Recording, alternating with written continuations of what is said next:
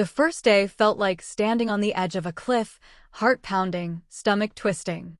Jamie looked around the gleaming lobby, the smell of polished wood and coffee hanging in the air. Everyone else seemed to know exactly where they were going, while she felt invisible, like a ghost walking into a world she wasn't built for. 6 months ago, she'd been scraping by, juggling side gigs, barely making rent, and now she was here at Stratton and Kane, one of the most ruthless marketing firms in New York. The kind of place where dreams could either skyrocket or shatter overnight. And Jamie? She wasn't sure if she'd survive the fall or crash and burn. Her mentor, a slick, sharply dressed man named Richard, smiled as he led her through the maze of glass offices. "You're going to learn a lot here," he said, his voice smooth, but something in his eyes made her hesitate. There was ambition there, but also a hunger she didn't like. Jamie nodded, trying to mask the doubt curling in her chest. She'd worked for this moment, studied the campaigns, memorized the client files, even stayed up nights practicing presentations in front of her mirror, but nothing prepared her for the energy here, the quiet war simmering behind every handshake and coffee cup.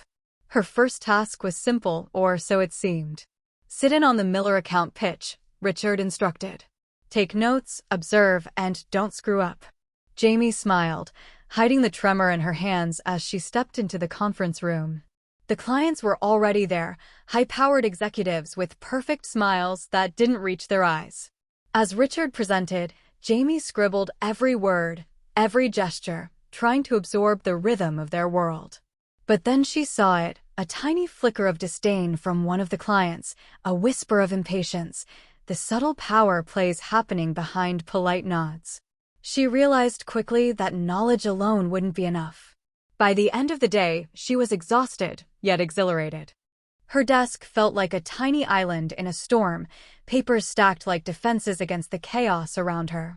And then she heard the first whisper, "She's ambitious, too ambitious," one of the senior interns muttered, eyes darting toward her. Jamie froze, stomach dropping. In this world, even ambition could be dangerous. You had to know when to speak, when to bow, and when to strike. But something in her refused to bow. That night, walking home under the flickering streetlights, she pulled her coat tighter around her and whispered to herself, "I'm not just going to survive. I'm going to matter." The city seemed to hum around her, every honk, every distant siren echoing like a challenge. But deep inside, a question lingered, sharp and insistent. How much of yourself could you lose to win in a place like this before you stopped recognizing the person staring back in the mirror? And then came the email. Just 3 words, "We need to talk." From Richard. The next morning, Jamie stared at her phone like it was a ticking bomb. "We need to talk." 3 words that made her stomach churn, and yet part of her heart raced with anticipation. She replayed the moments of yesterday in her head, the subtle looks, the whispered warnings, the way Richard had guided her around the office with that smooth, calculating charm. What could he want? Praise? Criticism? Or something more dangerous? She found him in his office, perched behind a mahogany desk that seemed bigger than her apartment. Richard didn't rise when she knocked. "Come in," he said, voice calm, almost cold. She stepped inside, trying to make her pulse steady, trying to appear confident, but she felt small, exposed. "Sit," he said, motioning to the chair across from him. His eyes studied her, unblinking, like he was weighing every ounce of her ambition. Jamie took a deep breath, crossing her legs tightly, hands folded in her lap. "I've been watching you," he said finally. The words made her heart skip. Not a compliment, not a greeting, just observation, judgment, a hint of something darker. "You're fast, sharp, maybe too fast. Too sharp." Jamie tilted her head, trying to read him. I'm willing to learn. I want to contribute." Her voice sounded smaller than she intended, and she hated herself for it. Richard leaned back, the leather chair creaking under him. "That's good. Ambition is good. But around here, ambition can get you hurt if you don't know how to play." He paused, eyes narrowing. "I can help you. I can show you the ropes. But you need to understand nothing comes free. Everything has a price." Jamie swallowed. She'd heard stories about mentors like this, talented, cunning, willing to pull someone up, only to pull them under when it served them. And yet, she needed guidance. She needed the ladder, and Richard was holding it just within reach. "I understand," she said, though her gut twisted with unease. The next few weeks were a blur of long hours, late nights, and endless coffee. Jamie found herself working on projects she'd only dreamed of, strategies for multi-million-dollar campaigns, client presentations that made her hands shake with adrenaline. Richard was there at every turn, guiding, teaching, pushing. But always watching, always calculating. Every time she made a mistake, he'd correct her, sometimes harshly, sometimes subtly, but she couldn't tell if he was protecting her or testing her. It was during one particularly brutal Thursday evening that everything shifted. Jamie stayed behind to finish a client proposal. The office was nearly empty, the hum of fluorescent lights the only sound. Richard appeared from nowhere, leaning against the doorframe. "You've got potential," he said softly, almost a whisper. "But there's a storm coming." His eyes were dark, serious. "You need to be ready. Not everyone will play fair, and they'll try to take you down before you even get a chance." Jamie frowned. "Who?" she asked, her voice trembling despite herself. He didn't answer directly. He just handed her a folder. "Learn who the real players are. Observe. Remember, it's not just about working hard. It's about surviving the game, and sometimes, surviving means making choices you don't want to make." The folder was full of emails, notes, and internal memos. Jamie flipped through them, heart racing. Rival interns subtly sabotaging each other, senior associates whispering rumors, subtle manipulations hidden in casual conversation. The office wasn't just competitive, it was a battlefield, and she was in the thick of it without even realizing it. That night, she stayed at her desk long after everyone had left, staring at the documents as if they were a puzzle she had to solve to live. Her reflection in the glass office window looked back at her tired, anxious, but determined. And a chilling thought settled in her chest. To survive here, she couldn't just work hard. She had to play smart. And, maybe, she had to fight. As she finally packed up to leave, her phone buzzed again. Another email from an unknown sender. The subject line, "Don't trust anyone. Especially him." Jamie's heart raced as she stared at the email on her phone. "Don't trust anyone. Especially him." The words felt like ice sinking into her chest. She blinked, rereading it 3 times, hoping her eyes were deceiving her. But no, someone somewhere was warning her. And she had no idea who to trust. The next morning, the office felt different. Every smile seemed sharper, every handshake weighted with hidden intent. Jamie walked past coworkers who nodded at her politely, yet she couldn't shake the feeling of eyes following, analyzing, waiting.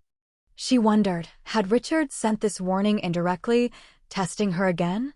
Or was it someone else, someone she'd already underestimated? Her first meeting of the day was with a new client, a startup hoping to break into the luxury tech market.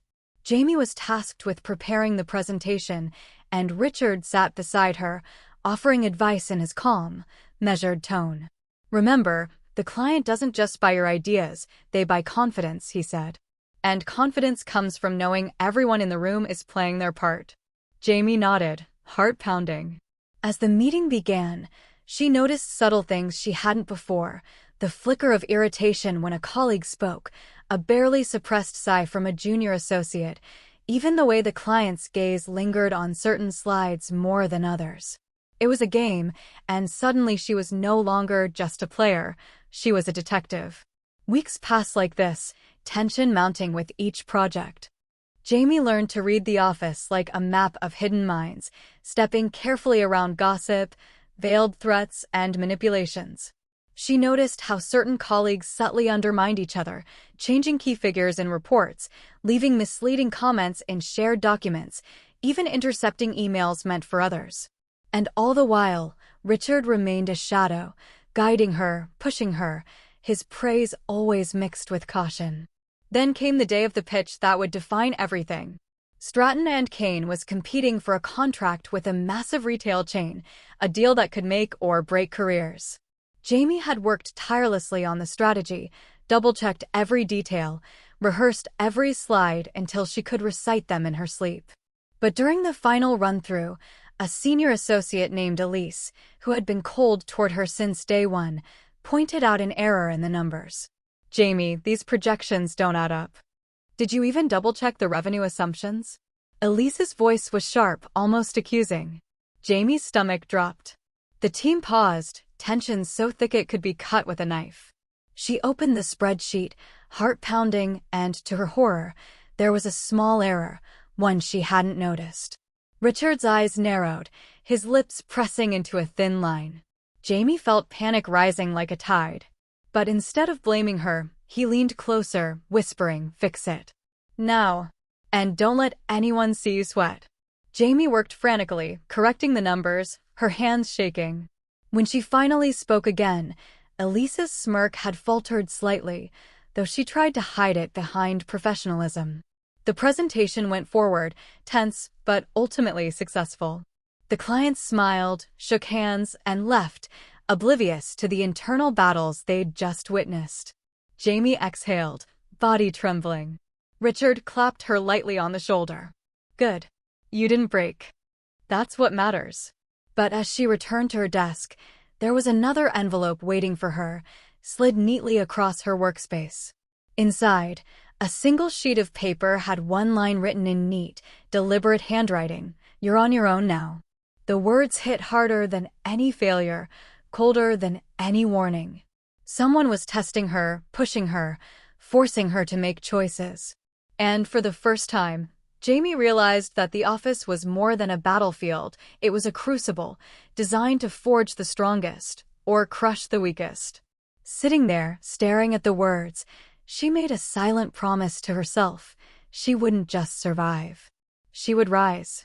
She would learn every secret, every weakness, every hidden agenda, and she would use it. And when she did, no one would ever underestimate her again. But deep down, a small, nagging fear whispered that the person watching, the one who had written the note, might already be far closer than she imagined. That night, as she left the office under the empty, flickering streetlights, a shadow detached itself from the corner of the building and disappeared before she could react. A faint laugh lingered in the air, soft, deliberate, and Jamie shivered, knowing the game had only just begun. The next morning, Jamie arrived at the office with a new kind of focus. The fear that had gnawed at her for weeks had morphed into determination. She no longer flinched at whispers or sidelong glances.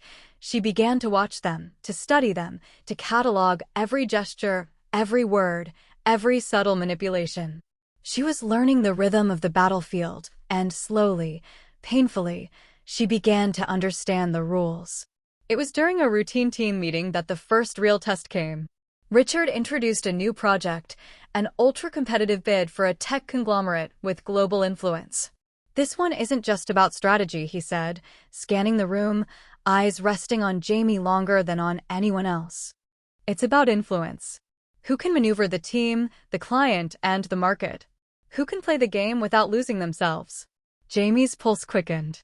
This was it, the chance to prove she wasn't just another intern, another cog in the machine. She had ideas that could impress, ideas that could shake the table. But she also knew the risks. Elise and a few others had already made their ambitions clear, quietly undermining her in subtle ways: misplaced documents, casual lies, sly comments during meetings. It wasn't enough to be smart anymore. She had to be cunning. As the team split into smaller groups to brainstorm, Jamie took a seat at the far end of the room. She let Elise take the lead initially, pretending to defer, pretending to go along with the plan. But all the while, she observed. She noticed the weaknesses, the gaps in logic, the points where the other interns stumbled or contradicted themselves. And then she began to plant seeds, subtle suggestions, questions phrased as curiosity, challenges that made her teammates reveal their insecurities. Richard, watching from the doorway, didn't interfere. He just let the game unfold, letting her test herself against the others. And for the first time, Jamie felt a surge of exhilaration. The fear that had once crippled her was now fuel, sharpening her instincts, her focus, her drive. But as the days wore on, the game became darker. Elise, sensing the shift, began pushing back more aggressively. One morning, Jamie arrived to find a report she had stayed late to complete gone from her desk, replaced with an edited version that skewed the numbers just enough to look sloppy. Her stomach sank, but she didn't panic. Instead, she carefully reconstructed the data, but also made a note. The changes were deliberate, traceable. She knew who had done it. That evening, Richard pulled her aside. "You're noticing things," he said quietly, a rare hint of approval in his voice. "Good. But don't act too fast. Patience is more powerful than speed in this world. If you move too early, they'll see it coming. If you move too late, you'll be swallowed." Jamie nodded, absorbing the weight of his words. She realized that the office wasn't just a place to climb the corporate ladder, it was a minefield of ambition, betrayal, and strategy. And every misstep could be lethal, professionally or emotionally. Then, in a twist that shook her, a confidential email arrived under her name, not to her inbox, but physically slipped under her office door. It was from someone within the company, someone who clearly had access to sensitive information. The note read, "You're stronger than you know. But be careful who you trust. He's not who he seems." Jamie's mind raced. He Richard? Could it be Elise? Or someone else entirely? The warning was chilling because it was so precise, so personal. Someone was watching, testing, maybe even guiding her. And for the first time, Jamie realized that the stakes were higher than promotions or recognition. This was about survival, about learning to wield power without becoming a victim of it. She stared at the note long after the office emptied, tracing the handwriting with trembling fingers. A strange mix of fear and exhilaration bubbled inside her. For weeks, she had felt like prey, but now she sensed the first stirrings of predator. And with that realization came a choice. She could continue hiding, ducking, and hoping for safety, or she could step fully into the game, claim her place, and fight back. That night, as the city lights reflected off the office windows, Jamie whispered to herself, a tremor of resolve in her voice, "I won't just survive this. I'll win it." And somewhere in the shadows, someone smiled, knowing the game had just become infinitely more dangerous and infinitely more interesting. By the start of the next week, Jamie had changed. She moved through the office with a quiet confidence that hadn't been there before. No longer the hesitant intern who flinched at whispers, she now smiled strategically, observed intently, and listened to everything, every laugh, every sigh, every offhand comment. She was learning to anticipate moves, to read intentions, to measure every word before speaking. The big project for the tech conglomerate had become her arena. Richard had left her in charge of coordinating the team for the presentation, a subtle but clear signal that he trusted her judgment. Or maybe he wanted to see how far she could go before failing spectacularly. Either way, Jamie knew she couldn't waste this chance. She started holding private strategy sessions with colleagues who seemed loyal, carefully assessing who would follow, who would sabotage, and who could be neutralized. Elise, predictably, tried to undermine her at every turn. She subtly rewrote parts of the report Jamie had drafted, changed key figures, and even whispered doubts to other interns. But Jamie anticipated it. She countered quietly, making small corrections that made the final presentation flawless, while making Elise look uncertain and unprepared. She was careful, never too obvious, never confrontational. She learned the power of quiet control, of influence that hid behind charm and competence. Late one night, after everyone had left, Jamie sat at her desk, piecing together a hidden puzzle. Emails, reports, internal notes, all lined up like clues in a mystery. And then she noticed a pattern. Certain projects were consistently undermined whenever Richard wasn't present. Someone was manipulating outcomes deliberately, and for the first time, Jamie considered the unthinkable. Maybe Richard himself wasn't untouchable. Maybe the person he had warned her about wasn't Elise, not entirely. Maybe the game had deeper layers she hadn't seen yet. Her thoughts were interrupted by a sudden knock on the glass partition. It was Daniel, a quiet analyst she had started trusting. "Jamie, can I talk to you?" His voice was low, nervous. She nodded, stepping aside to let him in. I don't know who else to tell," he whispered. There's something going on with the Miller account. Someone's leaking information outside. It's not public, but it's enough to ruin careers if it gets out. Jamie's pulse quickened. This was bigger than petty sabotage. This was deliberate, high-level manipulation. "Do you know who?" she asked, keeping her voice calm, hiding the adrenaline surging in her chest. Daniel shook his head. "No, but I trust you. You've got instincts. Maybe you can figure it out." Jamie nodded, mind racing. She realized this wasn't just about winning projects anymore, it was about survival and exposure. She began piecing together meetings, email threads, and conversations, noting inconsistencies, observing behaviors. A chilling thought struck her. The enemy was likely closer than she imagined. Someone she saw every day, someone she trusted, or thought she trusted. The climax of this tension came during a late-night client pitch rehearsal. Jamie had meticulously prepared every slide, every word, anticipating questions, anticipating objections. The conference room was dimly lit, the projector casting a harsh glow on the polished table. Elise, Daniel, and a few others were present, but Richard was absent, an unusual omission. Jamie noticed subtle smirks, side glances, the way Elise's fingers drummed on the table impatiently.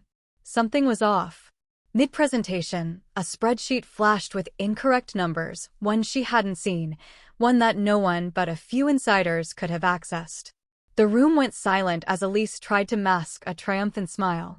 Jamie's stomach twisted, but instead of panic, she felt clarity.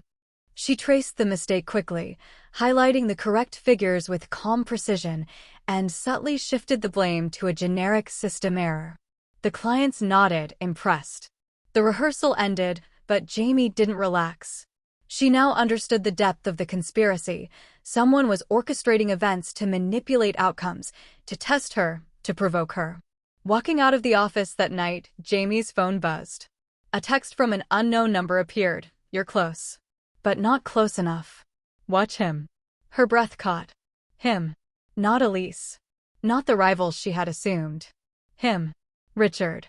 For the first time, Jamie realized the nemesis she had been training to face might have been standing beside her all along, smiling, guiding, manipulating.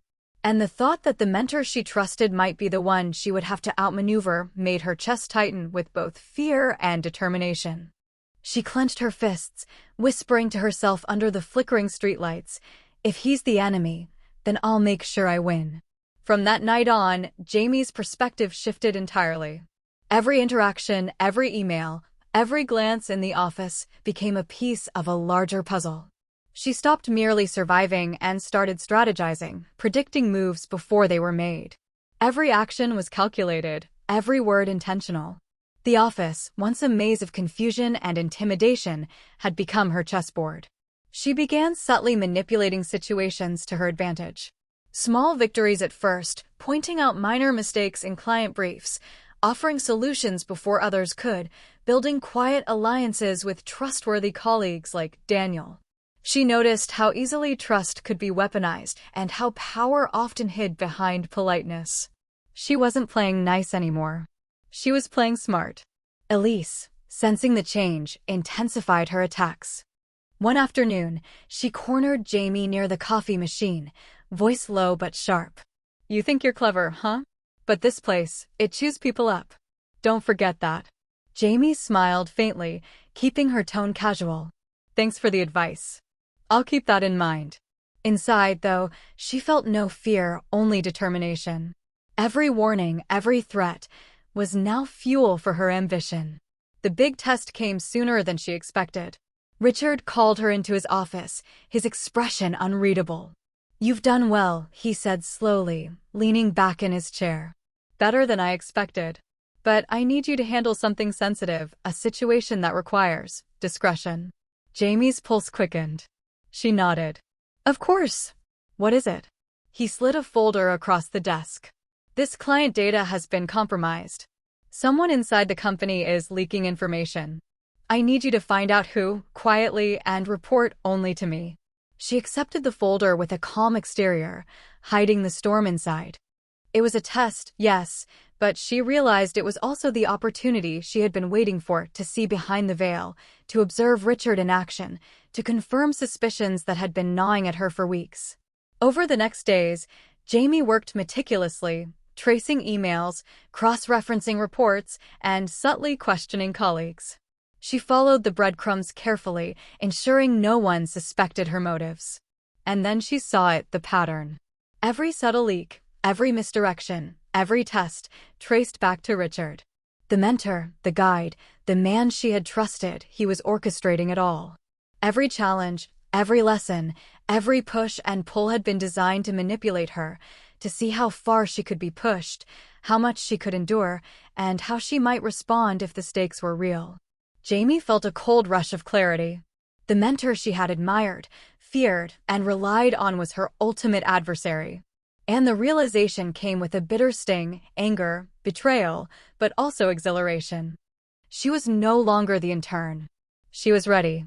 That evening, she confronted him, not with accusation, not with fear, but with calm precision. "I know what you've been doing," she said, voice steady, eyes unwavering. "Every test, every manipulation. I see it all." Richard's expression flickered, a shadow of surprise, quickly replaced with a calculated smile. "I expected this," he said. "You're sharper than most. That's why you're the one I chose." Jamie's jaw tightened. "Chosen for what? To be a pawn in your game?" "No," he said softly, leaning forward. "To survive it. To grow stronger. To learn.